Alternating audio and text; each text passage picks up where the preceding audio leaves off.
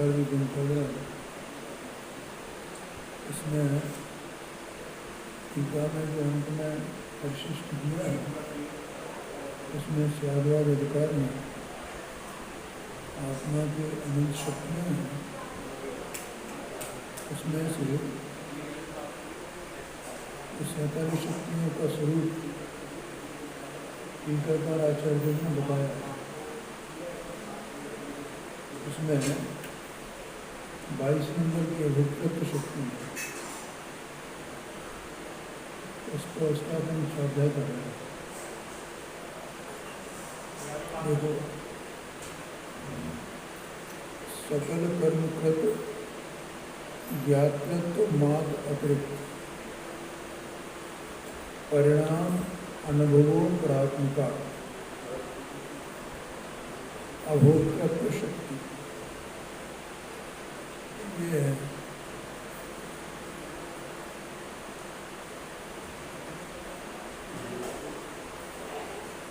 ये अभोक्तृत्व शक्ति है। क्या मतलब है कि जो आत्मा जो चेतन वस्तु है ना, तो ये स्वभाव से पवित्र है। स्वभाव से कैसी है? पवित्र, स्वच्छ, आनंद, ये सब शक्तियाँ हैं ना इसमें। तो उनके कारण से, क्योंकि इस स्वभाव वाली वस्तु आत्मा है, इसलिए स्वभाव से वो पवित्र है, ठीक है। लेकिन इसके पर्याय में जो परिणाम चल रहा है जीव को, अनादि से अज्ञान रूप से, माने ऐसे अपने पवित्र स्वभाव को ये जानता नहीं, उसका अनुभव नहीं करता। तो जो कर्मकृत भाव है, उन कर्मकृत भावों को ही अपना स्वरूप जानता है और मानता है।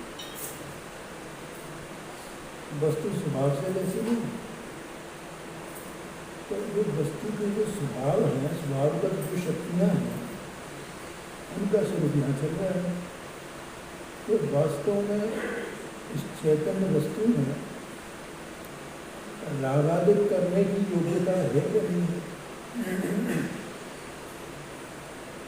रागादित भावों को जो विकारी भाव है, जो कर्मकृत भाव है, उन्हें भोगने की योग्यता है कि नहीं? इसका स्वभाव वैसा है कि नहीं? ये वैसा कर सकता है कि नहीं कर सकता? तो वस्तु में जैसी शक्ति होगी वैसा कार्य करेगा ना, और जैसी शक्ति नहीं होगी तो वैसा कार्य करे कैसे करेगा? कैसे करेगा? ऐसा है। तो क्या आत्मा का स्वभाव की बात है,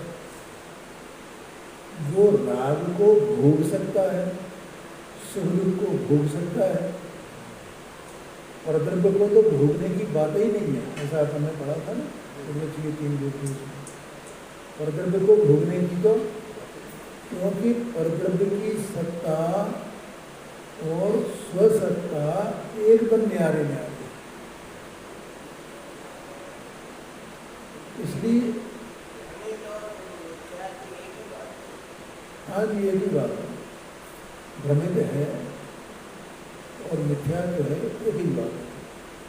भ्रांति है ना, भ्रांति का है, मिथ्या का है, ये भ्रांति है कि मैं ये राग को कर सकता हूँ, मैं अशुभ भाव को कर सकता हूँ, मैं शुभ भाव को कर सकता हूँ, मैं सुख दुख को भोगने वाला हूँ, ऐसी ये भ्रांति है जी। अगर ये अपने उस स्वच्छ स्वभाव का, निर्मल स्वभाव का जो त्रैकालिक है, उसका लक्ष्य करे। अनादि से इसका लक्ष्य क्यों है, ऐसा कर क्यों रहा है ये? क्योंकि इसका लक्ष्य उसी पर है, विकार पर, अशुभ शुभ भाव पर, है ना। और वो शुभ अशुभ भाव के जो निमित्त हैं, और निमित्तों में भी इसकी अगत बुद्धि असल में ये उनको इन्हीं अपना जो कर्तापना है ना, तो ये अपने कर्तापने से उन्हीं का कर्ता अपने को मानता है, अपने स्वभाव को नहीं देखता है, नहीं जानता है, नहीं मानता है। ठीक है, और वो है पर्याय में एक एक समय करके है वो पर्यायगत अज्ञानमयी योग्यता है, स्वभाव की योग्यता नहीं। जैसे स्फटिक मणि का उदाहरण आता है, पानी का भी उदाहरण आता है।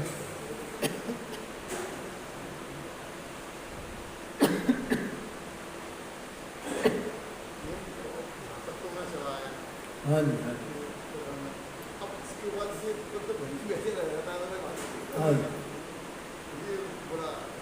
इसलिए इसको क्या करना चाहिए, इसको तो उसका मैंने उसको पहचानना है। पहले इसको पहचानना है दो स्वभावों को, एक अपना जो स्वभाव है, वस्तु का जो स्वभाव है, आप स्वयं वस्तु है, इसका जो स्वभाव है उसको, और पर्याय में जो विकार हो रहा है उसके स्वभाव, दोनों को पहचानना है पहले, और पहचान करके उसका लक्ष्य छोड़ करके स्वभाव का लक्ष्य करना, यही तो कर रहा काम है। इसलिए वो जीव उसी में पड़ा रहता है, उसी में पड़ा रहता है, उसी में।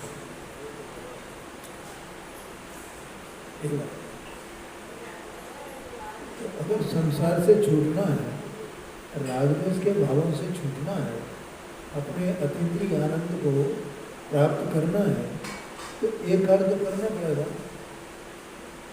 तो वो स्फटिक मणि जो उदाहरण जो है उसमें तो जैसे वो दाग लगाओ तो वो लाल मकाल में रूप होता है, तो उससे पूरा स्फटिक मणि लाल काला हुआ क्या? तो जिस समय वो दाग थी उस समय ही वो लाल काला है, और दाग हटी तो लाल काला बन हटा है उसका। इससे पता चलता है ना कि वो जो विकार है वो एक समय का है, वो जीव का स्थायी स्वभाव नहीं है। जैसे वो लालमा कालमा स्फटिक मणि का स्थायी स्वभाव है।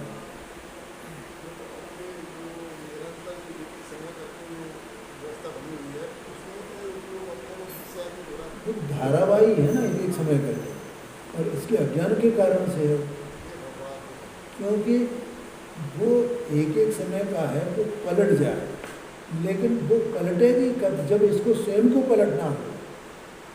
स्वयं के पलटे बिना वो नहीं पलटेगी। क्या कहा? ये पलटना नहीं चाहे, उसी में रुचि ले, तो वो रागद्वेष की धारा पलट कैसे जाएगी? ये तो जीव जो है अपने शुभाशुभ भावों में रुचि ले रहा है ना। अब जिसमें वो रुचि कर रहा है, अपने स्वभाव की रुचि नहीं कर रहा है, तो वो धारा टूटेगी कैसे, वो पलटेगी कैसे? तो अपने को पलटे बिना, अपने को पलटना माने स्वभाव के सन्मुख होना, अपने को, स्वयं को, उपयोग को, अपने को पलटे बिना वो धारा कैसे पलटेगी? वो पलटने वाली नहीं है जी। अच्छा अच्छा, हाँ जी, हाँ जी, हाँ जी, हाँ जी। बोलो पांडे जी, ख्याल में आया कि नहीं आया? क्या कहते हैं? कहाँ अटका हुआ है? उसी धारा में अटका हुआ, इसे पलटना होगा। ये पलटे, वो नहीं पलटने वाला, विकार नहीं पलटने वाला, इसे तो स्वयं ही पलटना होगा, अपने स्वरूप को पहचान करके। अपने स्वरूप को, स्वभाव को, अपने स्वरूप को पहचाने के मैं उपयोग हूँ, मैं विकार नहीं हूँ, और मुझे उपयोग को पलटना है। और किधर जाना है? स्वभाव की ओर जाना। मेरा जो त्रैकालिक स्थायी स्वभाव है, ध्रुव स्वभाव है, उधर जाना है। हाँ जी, हाँ जी, वो इसका अभ्यास करना है जी। अब एक इधर पलटे नहीं और ये सारे कार्य करें, धर्म संबंधी जितने व्यवहारिक कार्य कहे गए हैं, बताए गए हैं आगम में, उन सब कार्यों में तो लगेगी, लेकिन ये वो पलटने का काम नहीं करे, पलटने का प्रयत्न नहीं करे। क्या करना है? क्या करेंगे कपिल भाई, बोलो। पलटने का प्रयत्न करना है।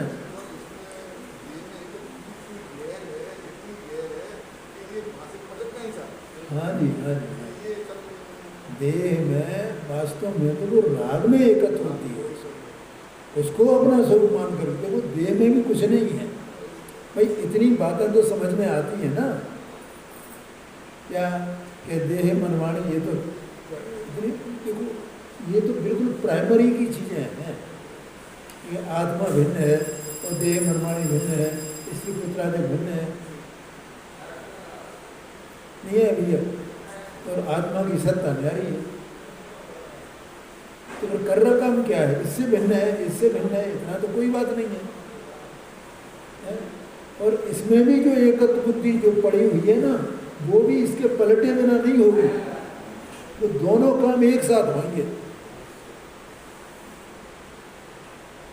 क्या कहा? जब ये पलटा इधर, कौन? उपयोग। जब इधर पलटा तो जब राग में ही एकत्व बुद्धि नहीं रही तो देह में कैसे रह सकती है? ये बात है, आया समझ में? तो मेरी सत्ता न्यारी है, देह की सत्ता न्यारी है, मेरी सत्ता न्यारी है, देह की सत्ता न्यारी है, इतना हम करते रहे, उससे क्या होगा? वो पलटने का प्रयत्न, उसका पुरुषार्थ वो तो हमें करना है, इस उपयोग को करना है।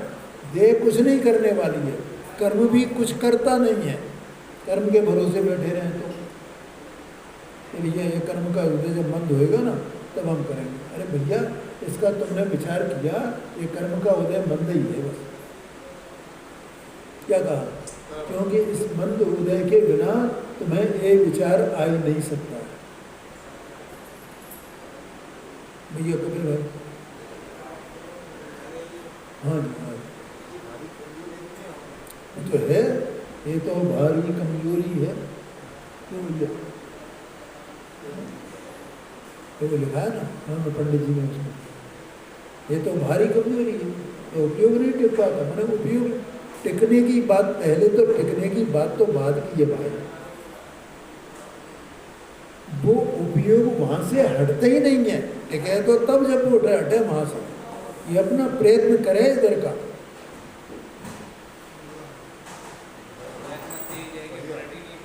है जी,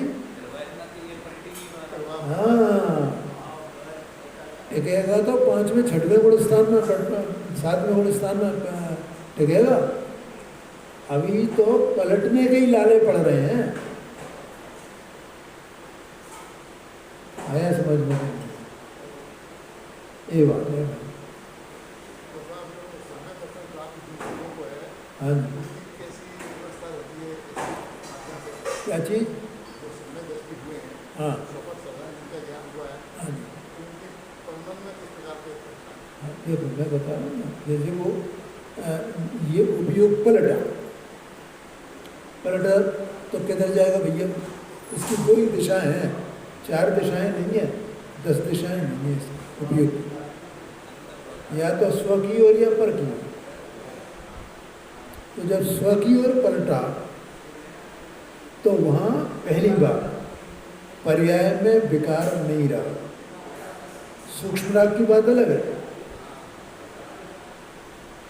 लेकिन बुद्धिपूर्वक का राग नहीं रहा, ठीक है। और वो उपयोग स्वभाव के सन्मुख हुआ, ठीक है। और स्वभाव के सन्मुख होने पर क्या होगा उसमें? अब देखो पर्याय किसकी है? इसके भैया बोलो नवीन भाई। माने द्रव्य की पर्याय। तो वो पर्याय जिस समय पलट करके स्वभाव के सम्मुख हुई है, तो वो पर्याय निर्मल होगी क्या मलिन होगी? बोलो ये कपिल भाई, निर्मल होगी क्या मलिन होगी? निर्मल ही होगी। अगर वो पर्याय भी अगर मलिन हो, तो पहली पर्याय में जब वो नहीं पलटा था और अब पलटा है, उसमें अंतर क्या आएगा?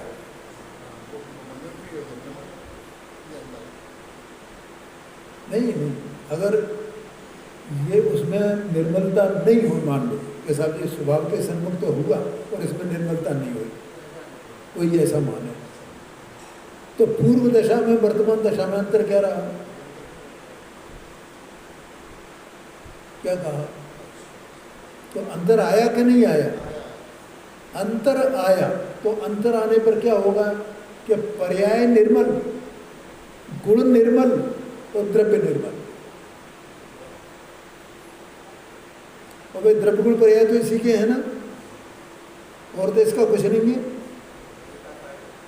कर्म राग इसका कुछ नहीं है ना। पर्याय निर्मल, द्रव्य निर्मल, गुण निर्मल, सब निर्मल। तो सबके सब वे जो अभेद एक आत्मा है द्रव्य गुण पर्यायात्मक, वो सबका सब वो निर्मलता पूरा द्रव्य झलझला रहा है ना, निर्मल सिद्ध की तरह, और उसका वेदन करने वाला भी आप ही है ना, कोई दूसरा है।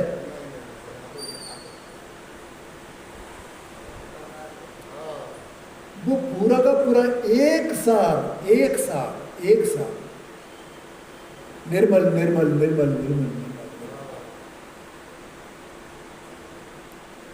भैया समझना है कि ऐसी दशा होती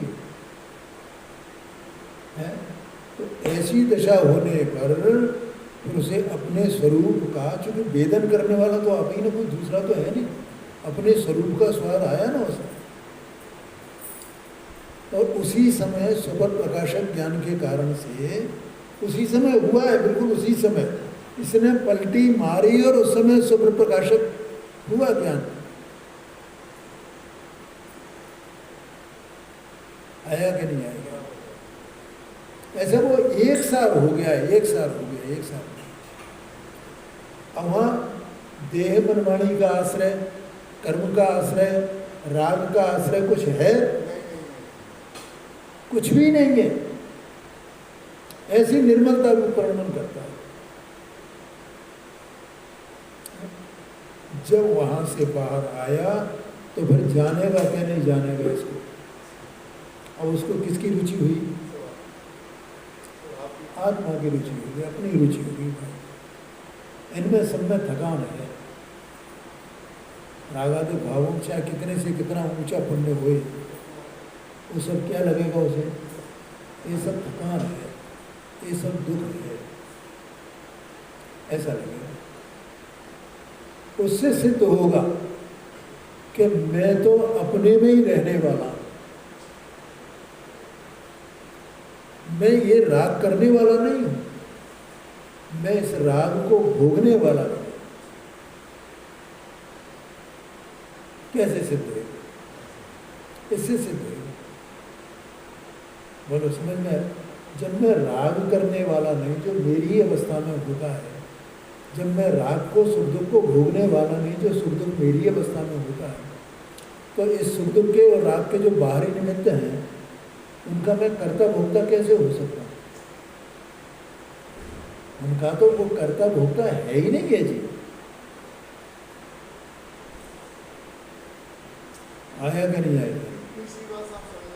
हाँ जी, इतनी सी बात समझ में नहीं आती। एक मैं उपयोग पलट करके स्वभाव को कैसे जानूं? पर इसीलिए देखो, ज्ञानियों ने कुंद कुंद देव ने, अमृत चंद्राचार्य स्वामी ने, जयसेनाचार्य देव ने, इन्होंने एक बीड़ा उठाया इस समय सार लिखने में, उसकी टीका करने में। क्या कि इस जीव को आत्मा की महिमा बताई जाए, आत्मा की महिमा बताई जाए, आत्मा की महिमा बताई जाए, क्योंकि उसकी महिमा आए बिना ये पलटेगा नहीं।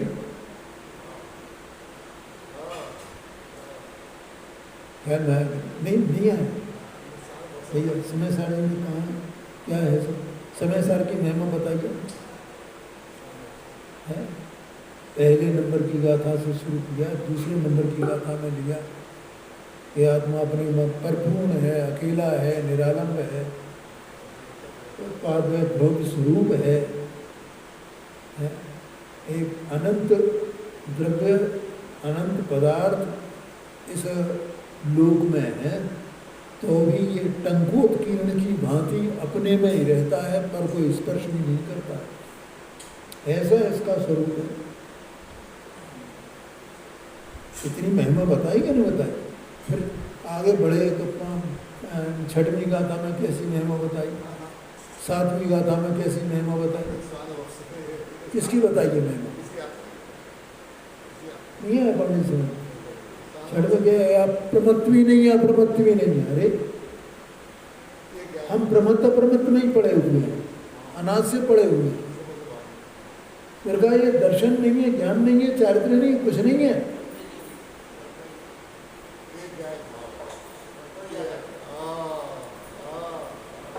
ये महिमा बताई है।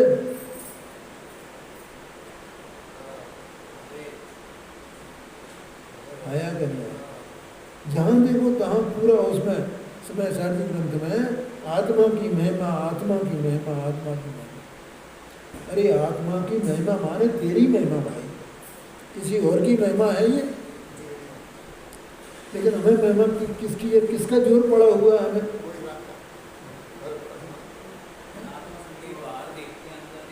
हाँ जी, ये जो अपन ने इसमें मोक्षमार्ग प्रकाशक में पढ़ा था भैया, दोष कल्पना में पढ़ा था शायद वो, कि कहीं इसमें जो है द्रव्यान योग में उसका क्रिया का निषेध किया गया, ऐसा शब्द आया था ना? नहीं, क्रिया, बाह्य क्रिया का भी निषेध करते हैं द्रव्यान योग। तो क्यों करते हैं? बाह्य क्रिया नहीं करो इसके लिए करते हैं? नहीं, वो बाह्य क्रिया की इसको अनाद से रुचि पड़ी है भाई। क्या है? क्या ये नहीं है असल में? क्या की रुचि पड़ी है? तो क्या आचार्य क्यों उसका निषेध क्यों कर रहे हैं, और वो रोक रहे हैं कि तुम्हें करने को? ये भी तो क्रिया है ना, ये स्वाध्याय क्रिया नहीं है। देव पूजा, गुरु उपासना, स्वाध्याय, ये दूसरों को उपदेश, धर्मोपदेश है जो है ना स्वाध्याय में, आमना, चिंतन वगैरह ये सब स्वाध्याय के अंदर है ना। तो जहाँ तक वो सभी ये कार्य करेगा स्वाध्याय संबंधी, वाचना, प्रचना, ये सब, ये प्रचना कोई बाहर से शब्दों से पूछ रहा है वो प्रचना नहीं, पर अंदर में जो जिज्ञासा है उसका नाम प्रचना है। ये जिज्ञासा होती है ना। हाँ जी, अभी चल रही है कि नहीं ये जिज्ञासा? नहीं चल रही है, इसी का नाम तो प्रचना है। हाँ, तो जीव का ये सब चल रहा है ना, तो कहते ये भी जो है करने योग्य नहीं है। अब इसकी इसी में रुचि आ गई, अब इसको उपदेश करने में रुचि आ गई।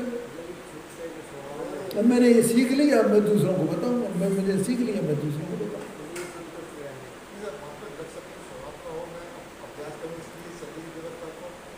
नहीं, वो एक अलग बात है भाई। महिमा किसकी, महिमा किसकी, रुचि किसकी है, ये बात है। क्या इसकी रुचि है?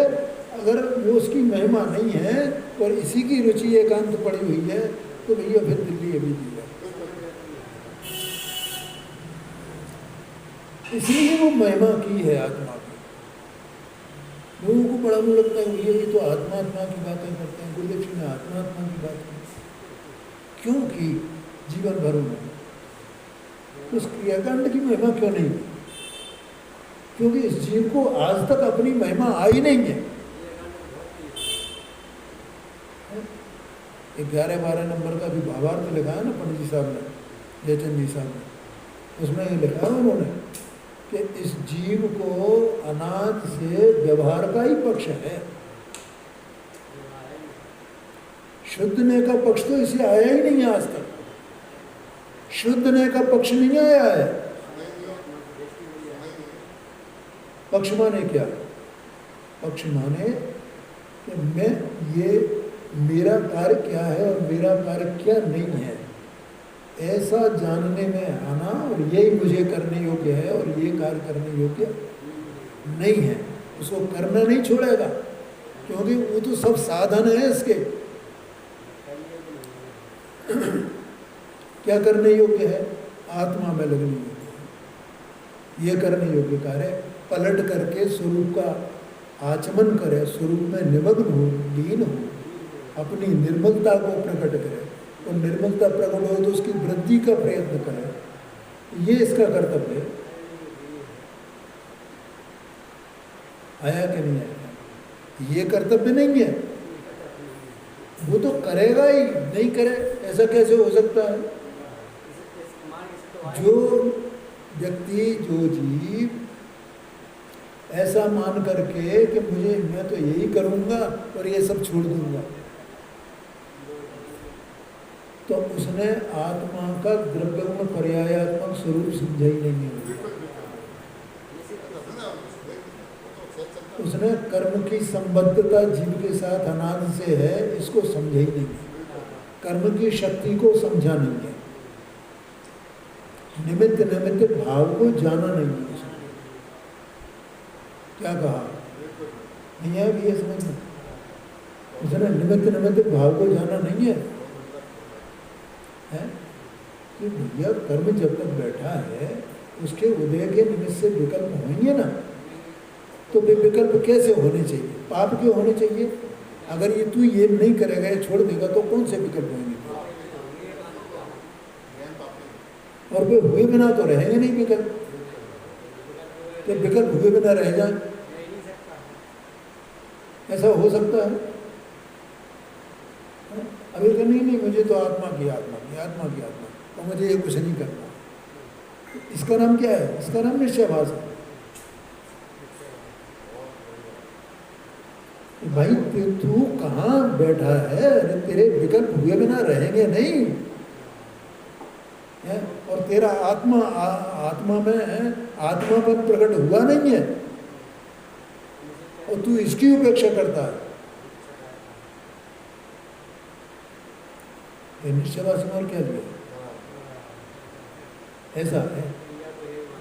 तो जब तक ये प्रयत्न नहीं करेगा, तो प्रयत्न करेगा तो पलटेगा, और जब पलटेगा तो वो एक सार द्रव्य निर्मल, गुण निर्मल, पर्याय निर्मल। अब उसमें भेद ही नहीं है, कुछ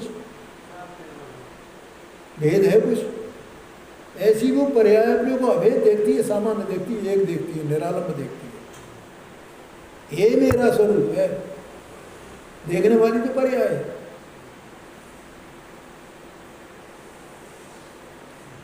आया कि नहीं आया? ये कार्य होता भी है अंदर में।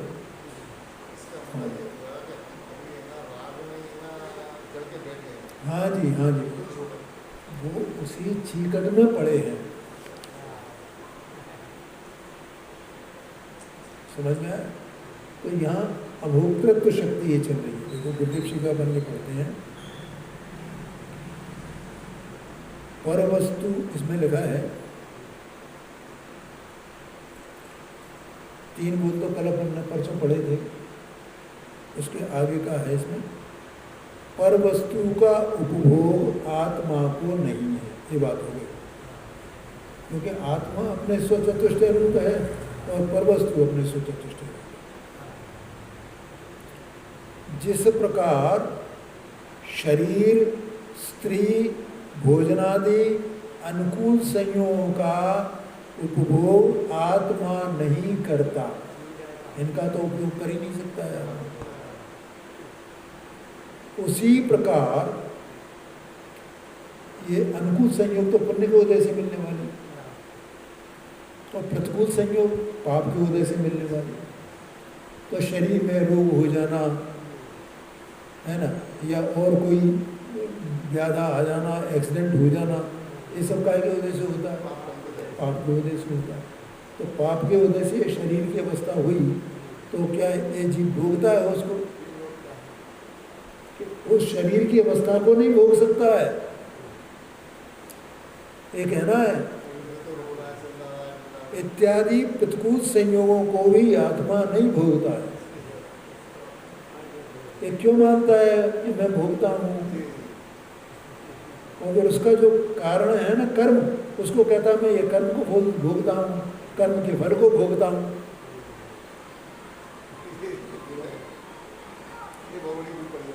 आया कि नहीं आया? एक कर्म फल को मैं भोगता हूँ, ये कर्म चेतना है, वो कर्म फल चेतना है। ये अज्ञानमयी कर्म फल चेतना। आत्मा में उसको भोगने का स्वभाव ही नहीं है, कर्म को, कर्म के फल को। अज्ञानी कहता है कि अरे रे कर्मों का फल भोगना पड़ता है, ऐसा मानता है कि नहीं मानता? नहीं, कर्मों का फल भोगना पड़ेगा। बिना भोगे कैसे निकलेंगे? बिना भोगे कैसे निकलेंगे? समझ में आया? किंतु यहाँ कहते हैं कि अरे भाई देखो, वही बात गुरुदेव से कह रहे, तू अपने ज्ञायक स्वभाव की ओर ढलकर उसका वेदन नहीं करता। ये गुरुदेव सिंह की वाणी है। क्या नहीं करता? तू माने कौन? उपयोग, आत्मा का उपयोग, आत्मा का ज्ञानोपयोग। तू आत्मा है और तेरा उपयोग है, बस। ये राग तेरा नहीं है, तू उपयोग है। तो तू तेरा कौन है? कि तेरा तो आत्मा है ना, राग कैसे हो जाएगा? राग तो बाहर से आया है ना, सुख दुख तो बाहर से आया है ना, और कर्म तो कर्म में ही स्थित है, आत्मा में स्थित ही नहीं है। आत्मा भी कर्म में स्थित हो नहीं सकता है। वो उसमें जो कहा है ना 2 नंबर की गाथा में, भोगल कर्म पदेशम, ऐसा करके आया है कि जो पुद्गल के प्रदेशों में, पुद्गल कर्म के प्रदेशों में स्थित है वो परसमय है। तो पुद्गल कर्म के प्रदेशों में स्थित होना माने कि पुद्गल को अपने को पुद्गल का कर्ता भोक्ता मानना। लेकिन आत्मा का ऐसा स्वभाव ही नहीं है।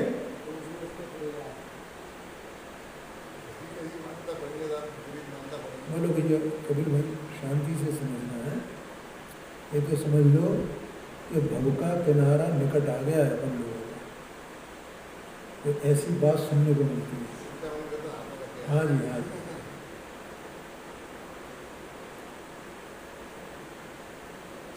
कर्मों के ओर की वृत्ति वाला जीव ही, जिसकी वृत्ति उधर ही है, उधर ही है, उधर ही है, तो वही तो हर्ष विषाद का वेदन करेगा।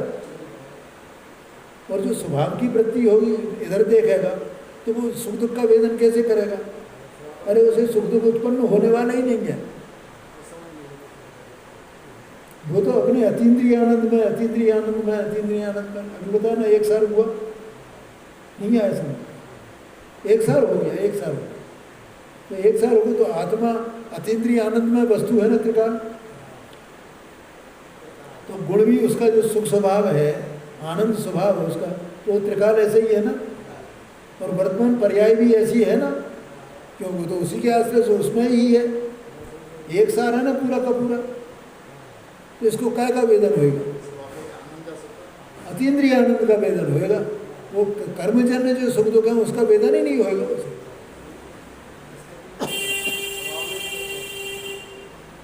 क्या भैया, इस संसार से छूटने का उपाय है। और उपाय स्वयं को ही करना होगा, दूसरा कोई मदद करने वाला नहीं। हमारे भावना में जो अशरण भावना आती है ना भैया, कबीर भाई, क्या है, किसी को याद है?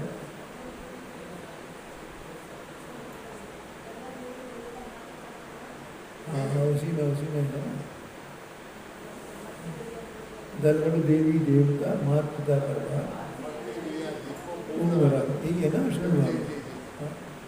कौन राखने वाला? तो अशरण भावना का मतलब कौन है जगत में? इसको यहाँ तो मोटे तौर पे बता दिया है, तो आत्मा को भिन्न बताना है मूल तो कोई शरण नहीं है आत्मा। कौन बचाएगा इसको? देखो अपन भिन्न भिन्न जो भावनाएं हैं ना, अलग अलग कवियों की लिखी हुई भावनाएं, कुंद देव ने भी लिखा है ना पारसन वेखाई, उसमें भी उन्होंने अशरण भावना लिखा। उसमें उन्होंने यही लिखा है तुम्हें कि जीव को जीव ही शरण है, कोई दूसरा शरण नहीं। उस भावना में लिखा जीव को जीव शरण, अन्य कोई शरण नहीं, ऐसा है। तो कर्मों की और वृत्ति वाला जीवी हर्षोक का भोक्ता होता है। देखो लिखा सुखी दुखी कौन होता है? हर्ष। हर्ष शोक का भोक्ता होना माने सुखी होना और दुखी होना। शोक में दुखी होता है, हर्ष में प्रफुल्लित होता है। तो प्रफुल्लित भाव जीव का है, देह का नहीं है। शोक का भाव क्रंदन करना, चिल्लाना, रोना, ये नहीं है, ये तो जड़ की क्रिया है। वो जीव का परिणाम महाशोक का है ना।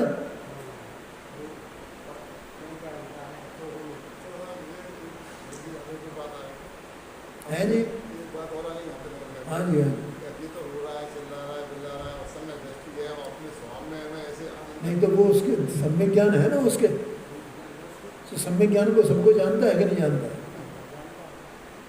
हर्षित होए या शोक करे, दोनों में ये सब जानता है कि नहीं जानता है? जानता है कि नहीं जानता है? जानता है कि नहीं जानता है? तो वो ज्ञान उसमें ऐसा कैसे मान सकता है कि मैं इसको भोगता हूँ? वो तो यही जानेगा ना कि ये कर्मजन्य भाव है, ये देह की क्रिया है, मैं तो ज्ञान हूं, ऐसा जानेगा। अब जो कर्मजन्य भाव है तो उसको उस रूप से जाना, तो उसका कर्ता कैसे बना, वो उसका भोक्ता कैसे बन सकता है? वो ये जानता है तो ऊपर चल रहे भैया, मैं इसकी गहराई, इसके पीछे तो मैं बैठा हूं ना पूरा अनंत सामर्थ्य संपन्न, ऐसा मैं बैठा हूं, ऐसा जानता है। इसलिए उसे कर्म का ही कार्य कहा है। वो हर्ष शोक किसका कार्य है? आ गई बात में। वो ज्ञानी जानता है कर्म का कार्य है, कर्म का कार्य है, मेरा कार्य नहीं है। मेरा कार्य तो जानना है, ये जानना हो रहा है। वो उसका ज्ञान अपने को ऐसे ज्ञान रूप प्रकाशित करता है कि नहीं करता है? नहीं तो सबर प्रकाशक का मतलब ही क्या है? वो तो सतत स्वपर प्रकाशक बना है, उसमें अपने को प्रकाशित करना और पर को परपने प्रकाशित करना। ऐसा नहीं है कि स्वरूप में लीनता होगी तब वो करेगा प्रकाशित पर को परपने। क्या कहा कि मुनिराज शुद्धोपयोगी होंगे तब स्व को स्व बने और पर को परपने प्रकाशित करेंगे, ऐसा है क्या? अरे वे मुनिराज उससे पहले जब गृहस्थ अवस्था में थे, असंयमी अवस्था में थे, उस काल में भी उनके वो स्वप्न प्रकाशक बना था।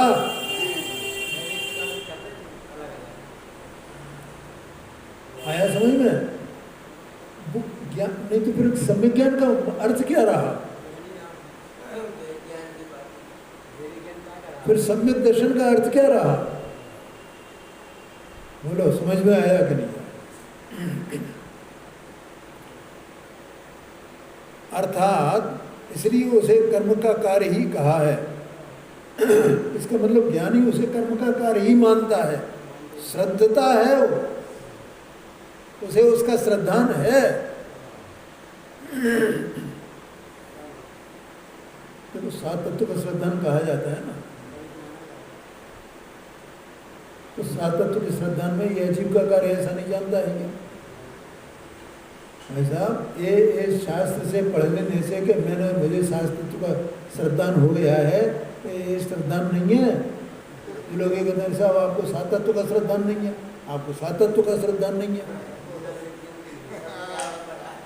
वो तो ये समझता है जीव जीव को जान शास्त्र से जान लेना, इसका नाम सात तत्व का श्रद्धान है। हाँ जी, हाँ जी। क्या कपिल भाई समझ में आया? जीव को जीव जाने और अजीव को जीव जाने, तो वो अपने को जानता है कि नहीं जानता है कि मैं कौन हूँ?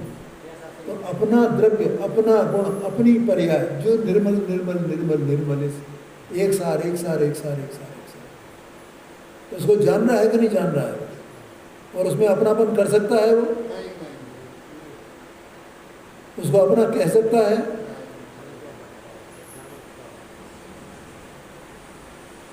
समझ में आया ना? और ये भी जानता है कि ये मेरा जो कहा जाता है वो तो उसका नाम व्यवहार है, उपचार है भाई। इसी को तो ज्ञानियों ने उपचार कहा है, मेरा है ही नहीं। क्या कहा? न परद्रव्य का कार्य मेरा है, न ये रागादिक मेरे हैं, सुख दुख मेरे हैं, और न मैं इनको करने वाला हूं, भोगने वाला हूं।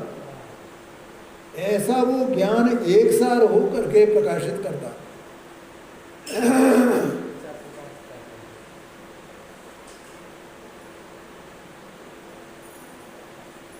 क्या समझ में आया? भैया शाम को एक बात कही थी ना,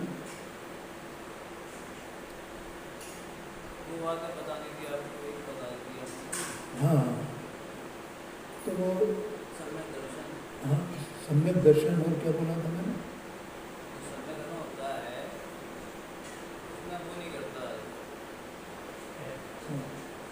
वो एक सार एक सार एक सार एक सार रहता है ना, तो ये बोला था मैंने, उसमें चारित्र हुआ कि नहीं हुआ?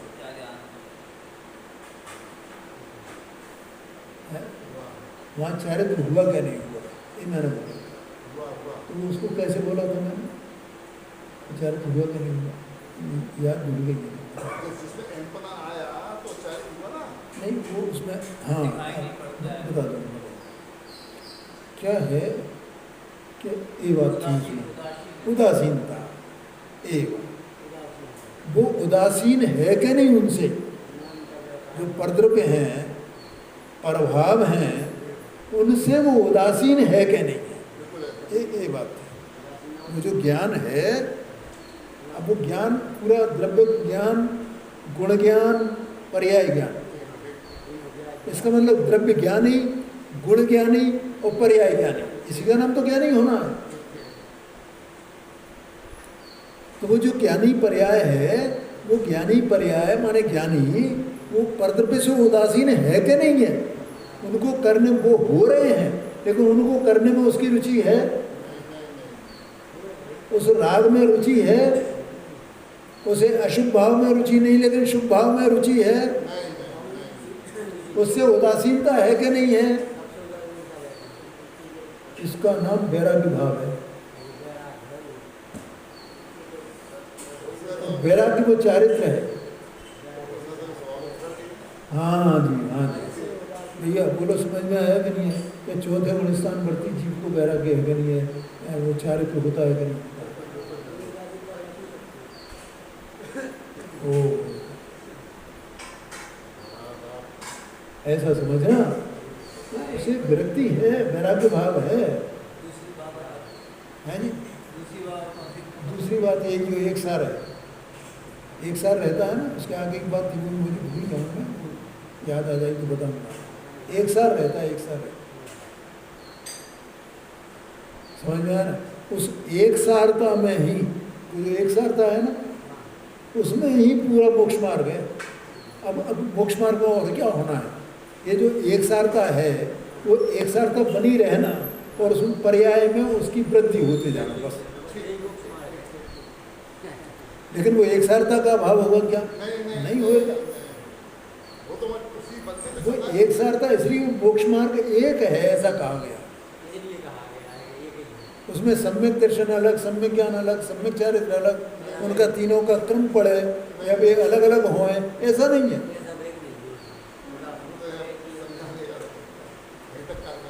हाँ, तो इस सात तत्व की बात चल रही थी, तो वो बोलो उसे श्रद्धान हुआ कि नहीं है जीव का? इसका मतलब उसे अजीब की रुचि छूटी क्या नहीं छूटी? और रुचि छूटना इसी का नाम तो सम्यक दर्शन है ना, इसी का नाम श्रद्धा है अजीब तत्व की। रागादि की पुण्य भाव की रुचि छूटी क्या नहीं छूटी? अकर्ता भोक्ता है कि नहीं है? उसके अभिप्राय में उनका रागादिक भावों का, शुभ भावों का कर्तापना और भोक्तापने की रुचि नहीं है उसे। इसका मतलब वो अकर्ता भोक्ता है। तो इसका मतलब उसे रागादिक भाव की श्रद्धान हुआ कि नहीं? आश्रव तत्व का, बंध तत्व का। और जो उसकी पर्याय है, उस पर्याय में निरंतर ऐसी एक सारता बरतती रहे और ये अनंत तक हो जाए, जितना मेरा पूरा ऐसा, उसमें संबर निर्जरा मोक्ष आए कि नहीं आए? इनका श्रद्धान हुआ कि नहीं हुआ?